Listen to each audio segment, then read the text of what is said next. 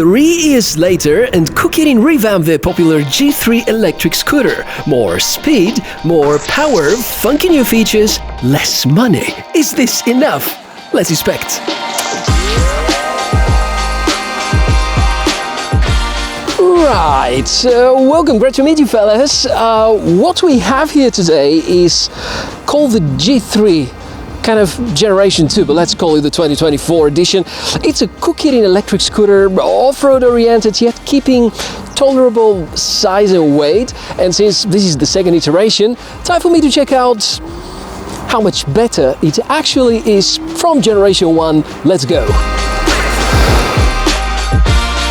The unboxing experience feels more like average. The pack weighs just above 30 kilograms, so ideally, you should find someone to help you with this procedure. If you still want to do it on your own, easiest thing to do is to open the box from the bottom and pull the cardboard up, as I did over here. Easy peasy, and you don't get to lift the whole weight of the scooter while you're struggling to hold the cardboard at the same time. Some good words about the way it is secured inside. Looks like in its original package it can handle quite a lot of beating. Get the styrofoam and the cable ties out of your way and focus on what needs to be done in terms of assembling. In fact, not too much. The handlebar has to be mounted, which looks like an easy thing to do. 5 screws and you're done in less than 10 minutes. And the rear fender, which, just like the original G3, has to be attached using these 2 screws. That's pretty much it. Checking the tire pressure, charging the battery to full, inspecting the joints and the screws. This is also something that you may want to do before the first ride, and I strongly recommend you to repeat the last one after the first 50 to 100 kilometers have passed. We can already talk about the build quality. Materials are about the same as generation 1, differences rather minor. Quality of these materials is fine and the construction looks solid enough. G3 has proven that it's reliable in the long run, at least about the build quality. A good fact is that the suspension won't start rattling, so the only noises which can annoy you might come from the brakes. Because they're not hydraulic, there are certain pieces which may be a little loose. Speaking of quality, I was actually surprised by this one. Not in the good way, but a good opportunity for us to check the battery compartment, which is apparently accessed from the top. Since the e-scooter market is this tech battle arena at the moment, let me quickly guide you through all the meaningful highlights with the remark that a 2.5 amp-hour battery made by LG, let's say, may last twice longer than a no-name alternative made in China. Still, a 1.2 kilowatt motor, 18 amp-hour battery, dual suspension and disc brakes sound quite exciting. And the wide deck, the good folding mechanism, the fat 10-inch off-road tires and touch display, and suddenly everything starts to sound really tempting.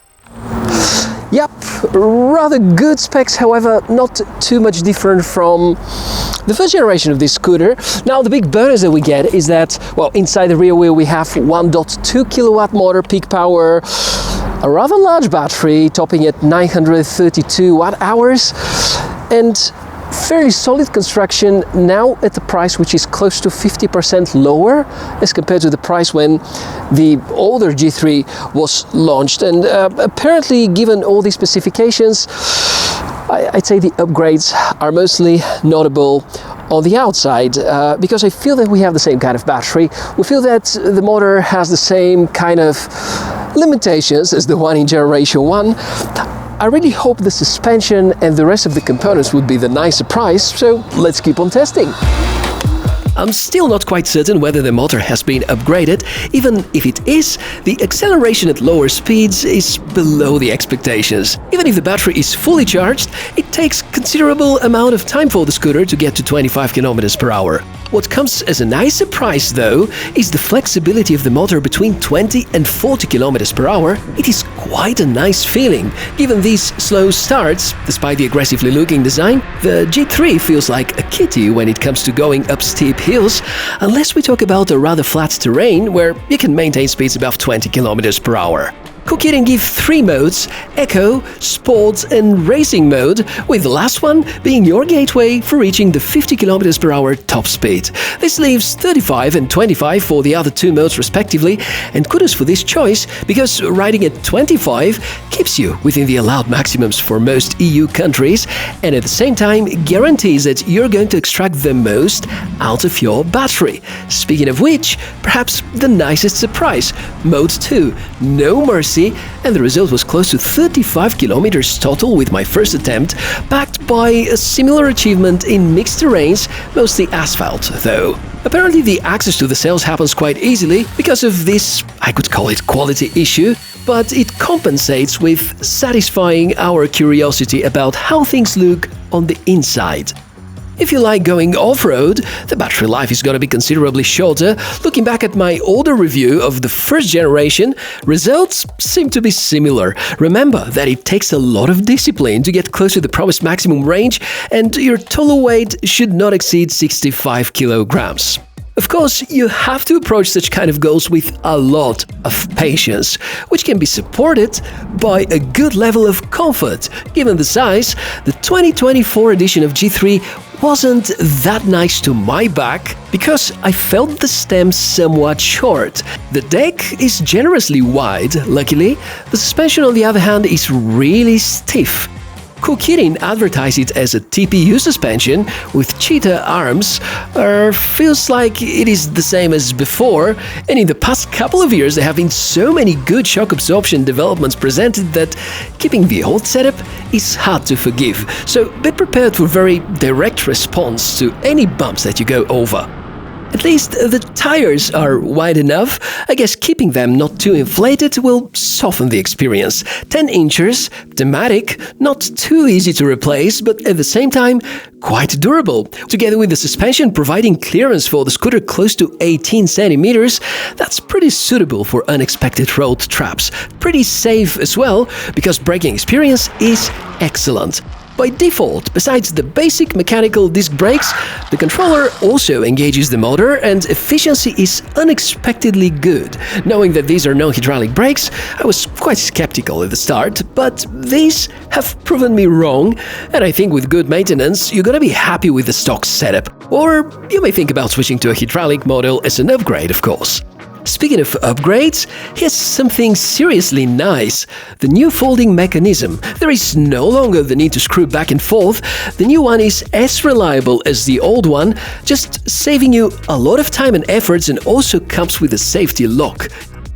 The other rather cosmetic upgrade are the lights. The front main light is powerful and really decent. The lights on the rear are effective as well, and there are turn signals, not that easy to see them during the day, but certainly super effective at night. And hey, a touch screen on the top. I was about to be fine with just buttons as well, but knowing that you can have more direct control is nice. The throttle is on the right and you have mode switch button there.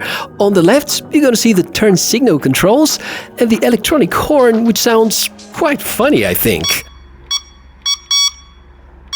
All in all, the 2024 edition of G3 feels like a great value to me, especially at this price tag. $700 are a fair price thus far, but it is important to not miss any of the drawbacks. There are some potential quality issues, reminding you here about how easily the rubber cover peels off by itself. The stem is unfortunately not height adjustable, the suspension feels too stiff, there is no ignition key for theft protection, and no smartphone app yet.